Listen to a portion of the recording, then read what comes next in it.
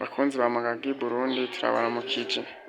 Uyu munsi twagiye ahantu dusanga abantu barimo baratoranya ibiterwa vy'icinzari.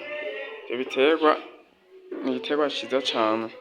Turagerageje kubabaza twumve uko bimeze. N'amahoro. Amahoro. Ko tubona uko mwagira igiterwa c'icinzari. Ivyo ko mubirobanura mwoba mugira mubikoresha iki? Mubitandukanya n'ibindi.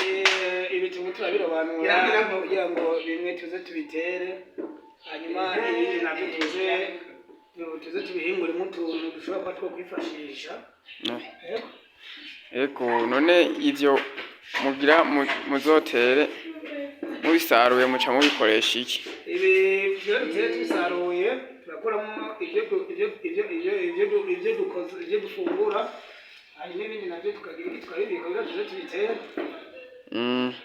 None ivyo mufungura mubifungura gute? Mubiteka uko nyene ko mbona bimeze nk'amateke? Oya, ibi mu kubifungura turabanza tukabiharagata tugakora buno bunuzega bwo hejuru, hanyuma tugaca tubisekuye tukavyanikira, hanyuma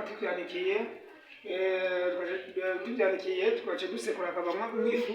Ifu rero niyo tuza turagira iki, niyo dukoresha tukaza turagira iki tunyanyagiza mu ndya. Yego usanga biryoshe rero. Usanga biryoshe rwose kuko ni nk'ikirungo majambo make. Ivyo rero mugiye kugiramwo ubushakashatsi ndibaza nivyakunda muzotumenyesha ubushakashatsi bwavuyemo. Gusa kugira ngo tubamenyeshe sinzi ko mushobora kudusigira utunimero twa telefone, n'ivyangombwa turashobora